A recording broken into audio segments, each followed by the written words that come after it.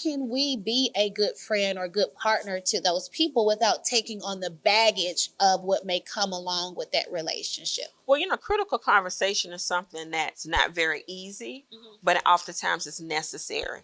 And when you create those safe spaces for people to open up and really start talking through why they show up the way they do and who they are and their experience, and to kind of create a no judgment zone, you begin to see people differently.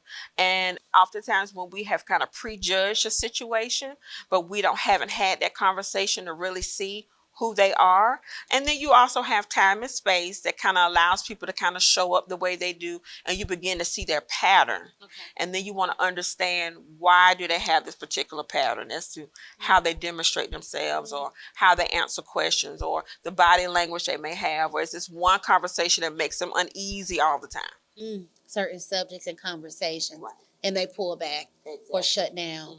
Wow. So when we think about mastering our emotions, mastering our life, what is it that you hope readers really take away from this book? Well, when you master your emotions, we think and do a lot of things through our emotions. You have people that are emotional eaters, emotional spenders. We're very emotional with how we express ourselves. We've kind of damaged some relationships based upon our emotional responses. We even made critical lifelong decisions out of a temporary emotional situation. Wow, a temporary emotion, but a permanent decision. Yes. Can you give an example? One of them is marriage. Believe it or not, wow. Some people have made lifelong decisions based upon a temporary situation or a divorce. Yeah.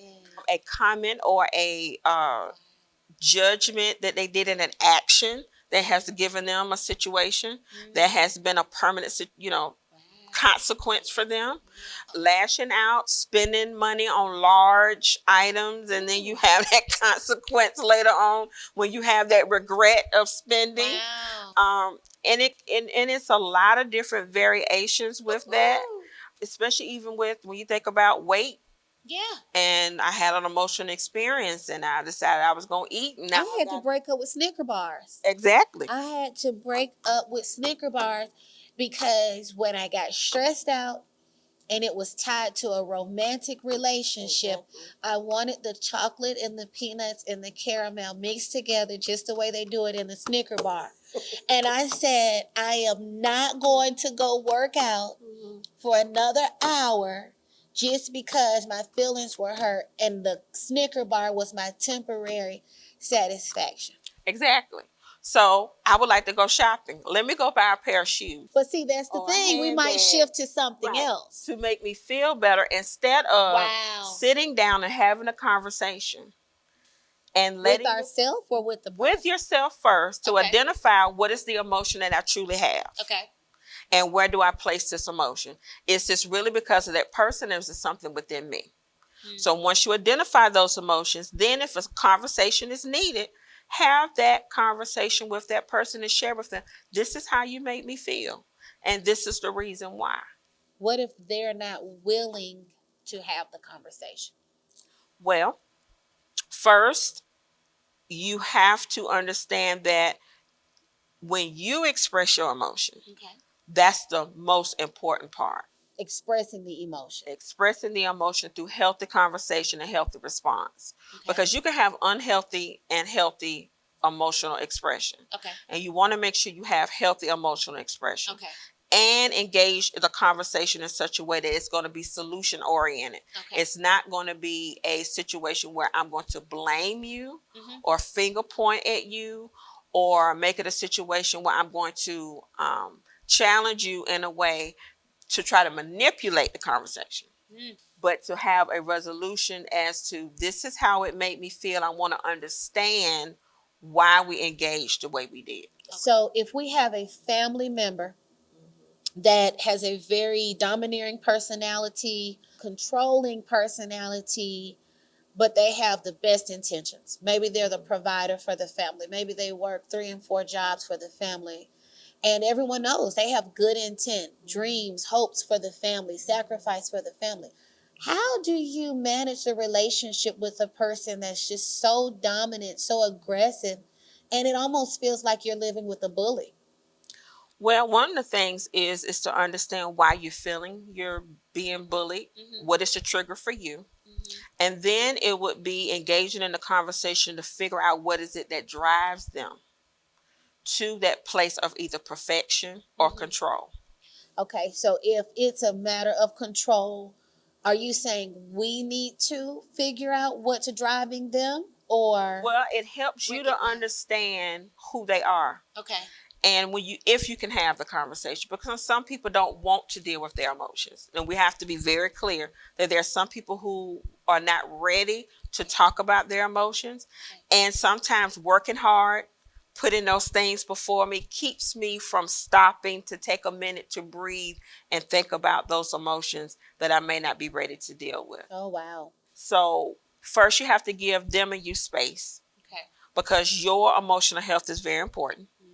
So you set those safe spaces and guardrails for yourself. And then you try to engage in a conversation to really try to figure out what their true intent is, even though they have good intentions. What is the reasoning behind it? And if it's a situation where you may not necessarily get a resolution, sometimes you won't. You walk away with the understanding that this is the place where I have to set up a guardrail for me, because this is for my peace of mind or for my emotional health, that we cannot engage in this particular manner. So if this is a spouse or a father figure with a teenage child, what does setting those guardrails look like?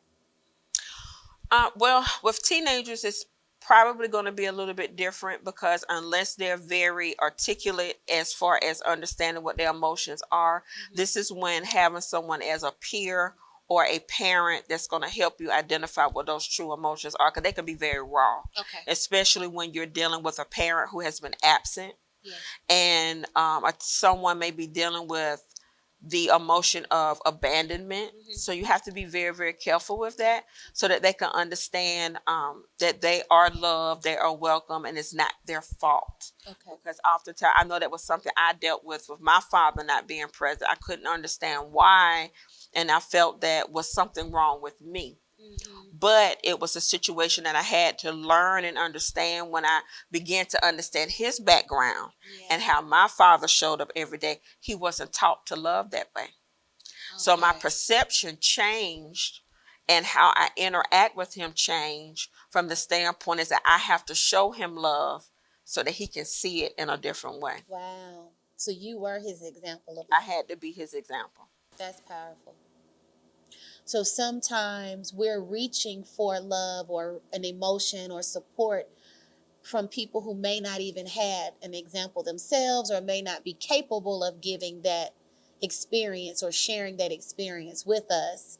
But instead of walking away, we may be the example for them. Exactly. So it's important to articulate what our needs and expectations are in the process. Definitely. So you do that when you set those guardrails for yourself. This is what I need because it's important to me, but this is also what is a non-negotiable, so to speak. This is a line that I don't want to be crossed, because it encroaches in my space of emotion that that I want to try to maintain in a healthy way.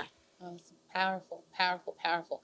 What do you hope that readers really walk away with once they complete Master Your Emotions, Master Your Life?